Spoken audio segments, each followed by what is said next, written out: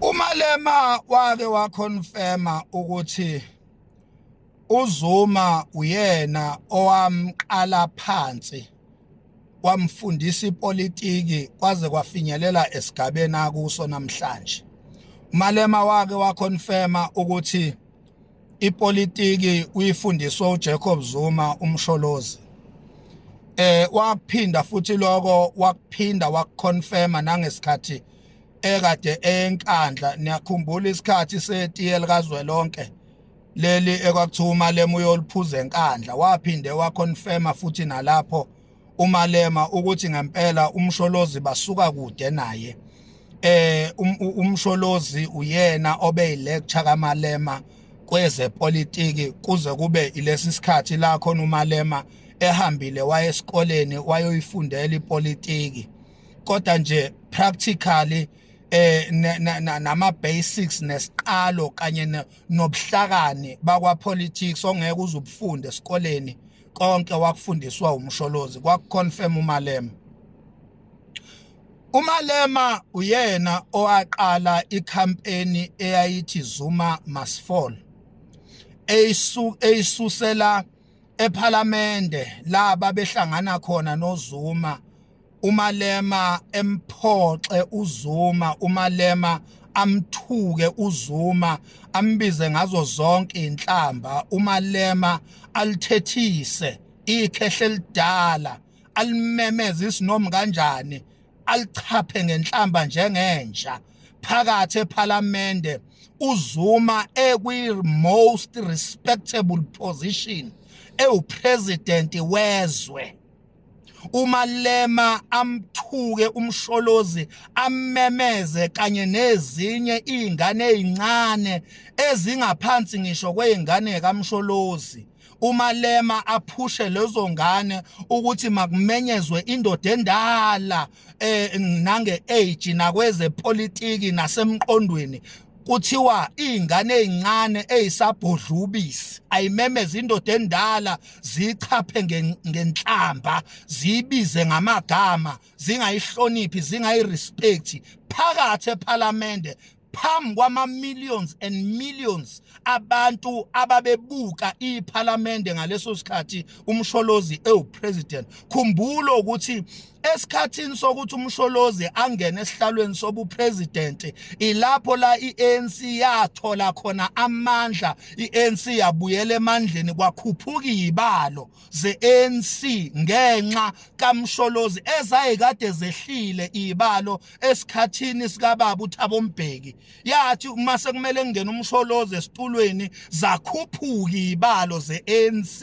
i-ANC yazuza amandla, yagaina amandla. i-ANC yathandwa umhlaba wonke, ngisho ko-overseas, ngisho i-Afrika yonke i-ANC yathandwa. Kwaba iyona eyisibuko kwezepolitiki emhlabeni ngaleso sikhathi sikaMsholozi. umsholozi wayibuyisela kuleya nto kaMandela i-ANC. Kodwa umfana omncane nezingane zakhe ikhothamdidi zakhe lezi ezibizwa nge-EFF noFloyd Shivambu babemchapha ngenhlamba umsholozi, bemmemeza isinomi kanjani, bemmemezisa okwenja.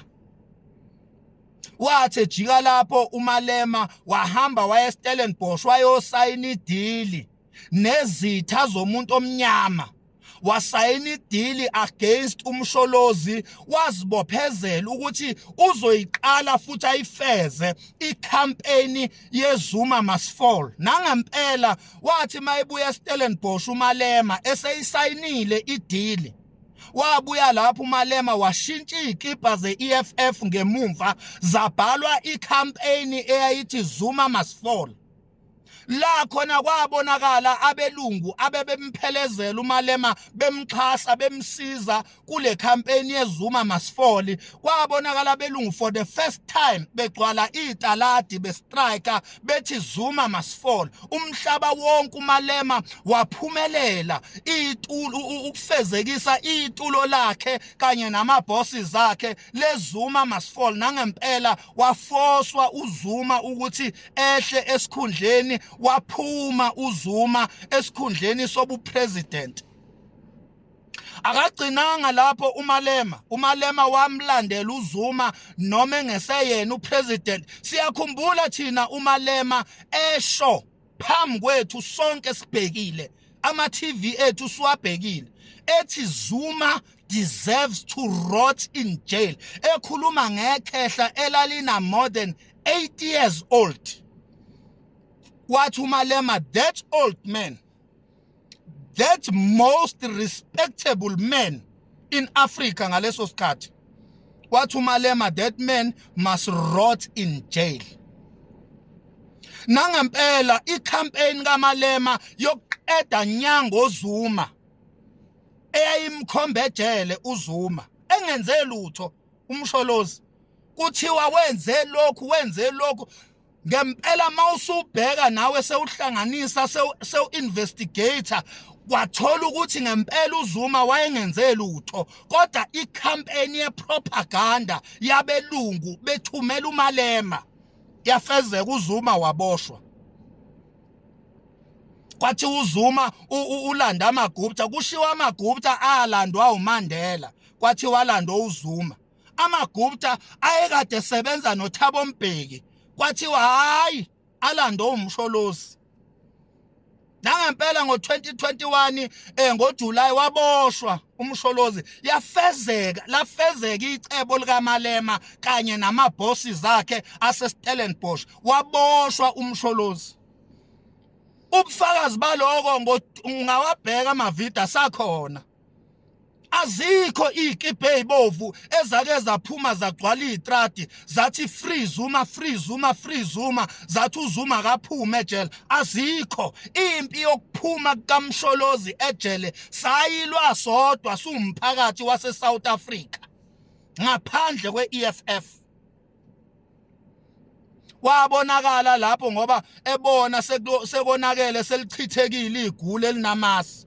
Wabonakala esezama ukwenza damage control be-pretendence, esethi ku-wrong njena ukuthi umsholozi at his age ayejele, esho lo masimba lawo epretenda enze ngathi uzwelana nomsholozi, kanti uyena obeyithuluzi elisetshenzisiwe ukuthi umsholozi azayongena ejele, ngoba umalema wasayina idili yokuqeda nya ngento ethi msholozi baba uJacob Zuma.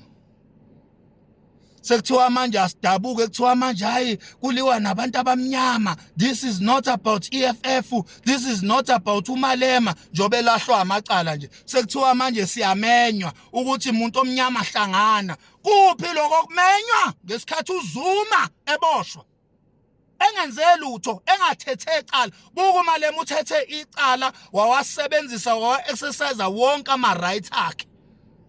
Kuphi lokho esikhathini kuboshwa umsholozi? Umsholozi akazange athethiswe icala, umsholozi akazange avele phambi kwematshi, umsholozi akazange afundelwe ama-rights akhe, umsholozi akaze awa-exercise ama-rights akhe, akanikwanga ithuba, kodwa wangena phakathi ejele. La umalema wayesho khona wathi he must rot in jail. Nangempela uZuma wangena ejele. South Africa loyo, thina labo esaphuma sathi aliphumi ikhehle ejele. Thina siyamkhumbula umalema, siyamkhumbula thina umalema ethi umsholozi is his enemy number 1. Siyawakhumbula thina lawo mazwi. Uwasho nje recently wathi isitha sakhe number 1 umsholozi. Kusho umalema ehamba lona leli cala elimlahlile, ehamba lona leli cala manje ehamba leli cala elimlahlile. Wathi isitha sakhe sokuqala umsholozi kanye neMK. Sekumele manje thina sishaye ngathi umalema akaza kusho lokho. Sekumele manje kuthiwe sabantu abamnyama, hayi kuliwa nomuntu omnyama. Lo muntu ubiza abantu abamnyama ngo-enemy number 1 wakhe mos. We as black South African, umalema wadeclare thina njengama-enemy number 1 akhe. Wapraise ama-illegal foreigners ukuthi mawaflade into South Africa. Yo! Yena ngasidakelwa nini? Hayi ngadakelwana, umalema kahambe nkosi yami ayoboshwa. Siyabonga nje.